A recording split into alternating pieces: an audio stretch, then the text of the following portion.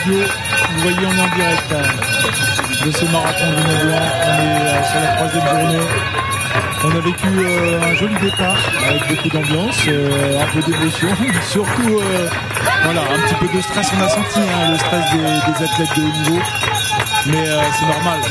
Une fois qu'ils sont partis, ils se mettent dans leur course, dans leur pacing de course, dans leur gestion de course, et puis aussi une course de masse, énorme peloton, plus de 2000 coureurs dans la montagne. On va en parler d'ailleurs avec mon invité que je salue ce matin. On s'est levé tôt, mais je pense qu'il a l'habitude de se lever très tôt. Christophe Boloyan avec moi à mes côtés, qui est le directeur de l'association La Chamoniarde et qui aussi assure les secours en montagne. Bonjour Christophe. Alors les secours en montagne, c'est important sur ce genre de dispositif.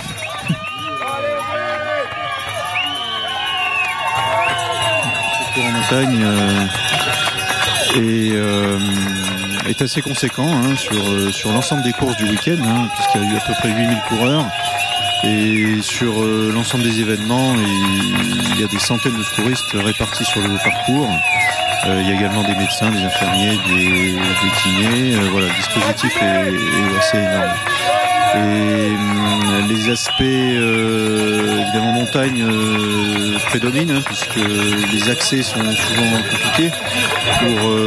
Sur un marathon classique en ville, on peut facilement évacuer une personne, mais c'est vrai qu'en montagne on ne peut pas évacuer aussi facilement que ça. Voilà. Donc ça nécessite des équipes performantes et entraînées qui sont capables de faire des évacuations par hélicoptère, par exemple. On voit toujours, il y a les images impressionnantes de cette masse de gens. On en discutait juste un petit peu en off, on a eu le temps de parler un tout petit peu en off. C'était par rapport à ce phénomène de trail qui est récent, parce que on va dire ça a explosé depuis 5-10 ans. Donc c'est une pratique récente. Voilà, on revoit le replay du départ, ça va très vite. On a affaire pas forcément à des gens qui font de la montagne. On a là par exemple des gens qui font du running, c'est-à-dire du 10 km route, du marathon, voire des petites courses de montagne ou des trails, parce que le mot trail ça veut dire sentier en américain.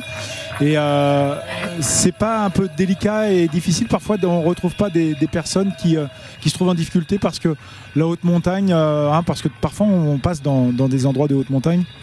Oui, alors tout l'enjeu est là, c'est d'essayer d'apprivoiser en fait tous ces coureurs à la montagne et d'essayer de leur faire comprendre un peu l'environnement dans lequel ils évoluent. La météo bien sûr reste le facteur principal dans ces courses.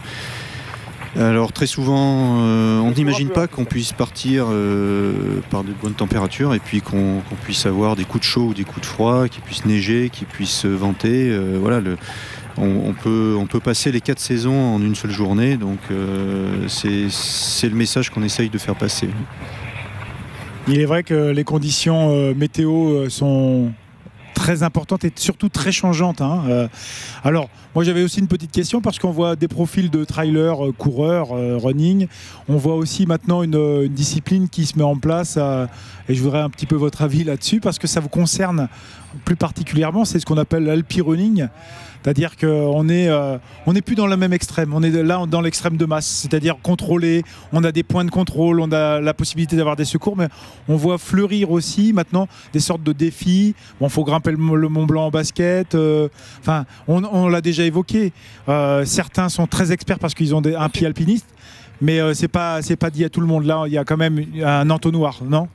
Alors, en effet, il y a certaines icônes du trail qui sont aussi des alpinistes, qui font des choses absolument étonnantes, qui me laissent pantois et j'aimerais bien être capable de faire la même chose. En revanche, ce n'est pas du tout accessible à n'importe qui.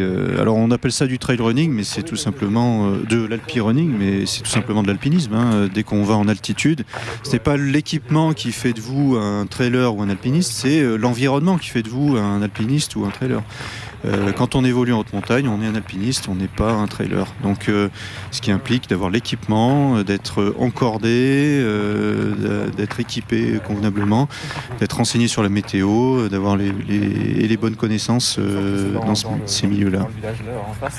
Alors c'est très important d'avoir ce retour parce que c'est vrai qu'on peut voir évoluer, hein, c'est-à-dire la pratique, vers quelque chose soi-disant d'accessible parce qu'il y a des gens qui ont un pied alpiniste, d'alpiniste on va dire, et en même temps la montagne c'est elle qui gagne tout le temps, non? C'est pas ça? Alors oui, celui qui croit qu'il peut dominer la montagne, il peut être que déçu. La montagne c'est toujours la plus forte, elle sera là quand nous on n'y sera plus. Donc effectivement, hein, de toute façon la montagne, une des valeurs de la montagne c'est l'humilité, c'est le respect de l'environnement dans lequel on évolue, le respect des autres. Donc forcément, voilà, on n'est plus du tout dans une notion de course organisée, effectivement, comme tu disais, où il y a un dispositif de secours tout le long du parcours, où on a un téléphone qui va passer, où on a un réseau radio. Donc là, on est dans la vraie vie, hein, en montagne, en haute montagne, et il faut être capable d'avoir une autonomie, hein, au moindre problème, être capable de pouvoir y réagir. Et ne pas compter sur les secours en montagne qui font de leur possible pour intervenir, mais qui pourront pas toujours. Alors en même temps que tu parles, c'est très très intéressant et très important, je pense, de donner ce message à tout le monde qui nous regarde, enfin ceux qui sont passionnés de trail running et de trail en montagne. On voit le parcours. Il est vrai que un petit peu plus rapide, on va dire, que le 82 km qu'on a eu vendredi, qui était très sauvage. Néanmoins, des conditions quand même de moyenne montagne, on va dire. Et alors, je voulais vous poser une petite question. En chiffres, au niveau du secours en montagne, combien de personnes? Et aussi, qu'est-ce qu'on peut voir comme pathologie, grosso modo, sur ce genre d'épreuve? Oui, alors je précise que le secours en montagne, le secours sur le week-end du marathon est partagé par le MHM, les CRS de l'école de formation, le PGHM de Chamonix et puis nous, l'association La Chamonniarde. Il y a également d'autres bénévoles dans le secours et puis une société privée qui s'appelle Dokever qui participe à ça. Donc les pathologies principales, alors il y a du traumatisme et puis on va dire du médical. Les traumatismes, c'est principalement des entorses et puis ça se produit le plus souvent dans les descentes. Alors c'est pour ça que le marathon est peu impacté comme le cross. On a plus de problèmes avec le 80 km où là il y a beaucoup de descentes. Et puis la plupart c'est quand même des pathologies plutôt médicales, c'est-à-dire des déshydratations. Alors peut-être pas ce week-end, mais sur des éditions précédentes, des hypothermies. Mais également des problèmes digestifs, voilà, tout ce qui est lié aux efforts intenses de longue durée. Alors juste une dernière question parce que je pense que vous êtes sensible à ça. On est dans justement de l'extrême de masse, c'est-à-dire qu'on est contrôlé. Vous pensez quoi, vous, de la semi-autosuffisance? C'est-à-dire que est-ce qu'il faut à un moment donné rajouter des ravitaillements ou en enlever? Bon, les ravitaillements, je sais pas, mais ce qui est évident, c'est que la sécurité des coureurs passe d'abord par les coureurs eux-mêmes.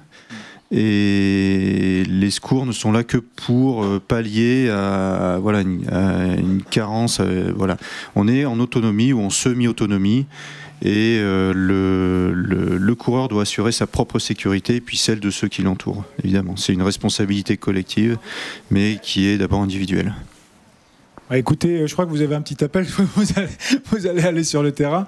En tout cas, on vous remercie beaucoup, Christophe Boloyan. Je vous rappelle, vous êtes directeur de l'association La Chamonniarde. Vous êtes aussi bien sûr en relation avec tous les secouristes, enfin tout le PGHM et tout le plan de secours en place. On les salue bien parce que c'est quand même un métier ingrat. Il faut aussi aller à l'encontre du danger parfois, parce que les conditions, tout dépend des conditions évidemment, on est dans des conditions là de moyenne montagne on va dire, mais quand la météo se gâte, c'est pas forcément super non? Bon, c'est pas un métier ingrat, je pense pas. Bon, moi je suis bénévole, donc c'est pas un métier du tout. Mais pour les secouristes, je crois que c'est une passion, hein, tout simplement. On adore la montagne, on adore le secours, et de pouvoir allier les deux, tout va bien, quoi. Alors voilà, et on va en terminer justement avec Christophe Doloyan sur ces phrases. Et moi j'aime beaucoup, on a parlé hier d'humilité. Par rapport à la montagne, je crois que c'est le terme qu'il faut employer. Et puis aussi des gens qui sont altruistes, hein, c'est-à-dire des gens qui donnent beaucoup aussi justement pour cette montagne, pour que les gens puissent profiter de ces 3 journées aussi, mais aussi de tous les événements qui peuvent se passer sur la moyenne ou la haute montagne. Merci beaucoup Christophe. On va vous laisser vaquer à vos occupations que vous allez certainement en avoir, puisque là le marathon vient de démarrer. Ça veut dire que d'ici quelques heures, il va certainement y avoir quelques problèmes. Je vous souhaite une belle journée. Bonne journée à tous. J'espère que tout va bien se passer. Merci à vous. Au revoir. Donc on va nous reprendre le fil conducteur ici du direct. Je vais vous laisser sur quelques images et puis on va revenir ensemble. Là, on va non seulement analyser, on va refaire des interviews et puis on va vous donner de l'info et du direct parce que c'est ça la Web TV. Tout de suite.